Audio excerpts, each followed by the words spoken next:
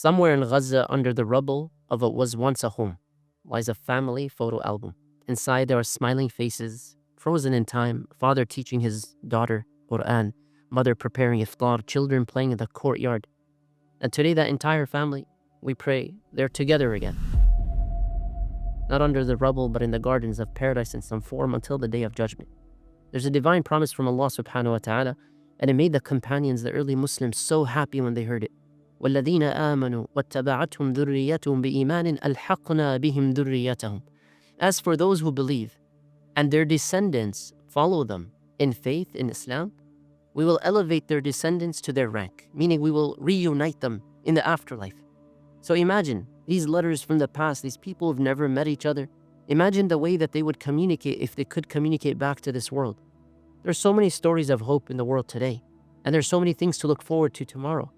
If you think about that family in Gaza that we mentioned, there's one that had all 11 family members martyred, killed at the same time. May Allah accept them as shuhada. Imagine the reunion that they have when they meet on the day of judgment, when they meet in paradise, the reunions and the reward that Allah gives them. But also think of the legacy of the scholars of the past. Maybe someone who taught Quran for decades, children who follow that path, students who spread that knowledge. Every single student's good deed raises the rank of the one who taught them, including their mother and their father. But also think of that mother's dua. She doesn't miss Qiyamul Layl. She always prays for her children. She maybe even passed away in a state of fasting or state of prayer, and now her children are doing good work in this world. She wanted them to be people who help the ummah in some way, and now they are. So think about how her rank is raised with every prayer that her children lead. But also the divine mathematics. Allah subhanahu wa ta'ala's promise shows us parents aren't lowered in ranks. Children, their descendants, are elevated. Families are not separated, they are reunited. So nobody loses anything. It's not division, it's multiplication of joy, and this is from the generosity of Allah subhanahu wa ta'ala. When you die, your opportunity to do good ends. And the Prophet sallallahu alaihi wasallam tells us all of it ends except for three, meaning three different ways your good deeds can continue. The first is sadaqah jariyah, ongoing charity. The second is beneficial knowledge. So you taught someone something useful and they did it, and every time they did it or shared it with someone else who did it, you were rewarded even after your death. And the third is a righteous child who prays for you. Think about it. Every time your child says Ameen, or their child, or their child, or their child, descendants and generations until the end of times, every time they pray, every time they do good, every time they give charity, and every time they fast, your ranks are raised in the afterlife. So imagine a family tree of Jannah. The roots, ancestral dua. The trunk is family faith. The branches of this tree are your good deeds. The leaves are the daily prayers. The fruits are eternal rewards. So every generation is nurturing the next, every prayer strengthening the bonds, and the entire family then is raised together, brought back together. And this is why death should be reframed as a return to Allah and a return to one's loved ones. Think about these special moments.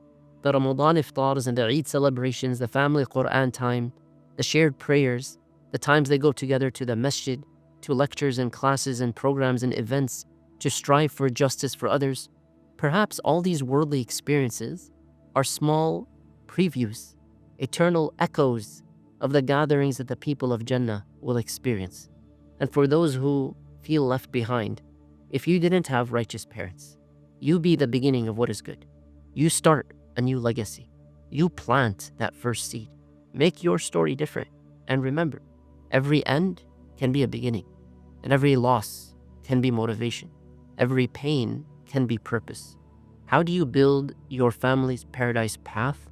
Daily investments, sacrifice. Pray for your parents daily. Teach your children what is good. Teach them the Quran. Create righteous habits. Share Islamic knowledge. Keep growing as a family and don't disconnect. And remember the real metric of success. Legacy building is about starting family traditions that are pleasing to Allah, documenting what is wise, sharing stories of faith, creating lasting good. And remember, regular family worship is one of the greatest forms of worship. Share with each other charitable projects, combine dua sessions to teach the children how to make dua. But you're united as a family in your purpose, as a marriage, for the sake of Allah subhanahu wa ta'ala. And so if you could write a letter to future children, your grandchildren, your descendants, what would you say? What advice would you give? What prayers would you make? Which path would you follow?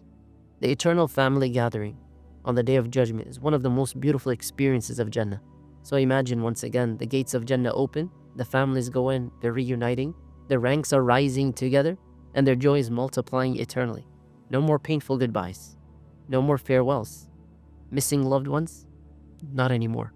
No more broken hearts, separated souls. It's all eternal love. It's eternal peace. It's eternal joy. It's eternal unity. And this is a reality we all work for. Because many parents missing their children, children missing their parents, husbands and wives, wives with their husbands, families separated by the door of death. And the hearts are aching for reunion. But remember, this separation is temporary, and the reunion of Jannah is eternal. The promise is true, and the path is clear. So imagine you meet your family in paradise, and you say, was it worth it?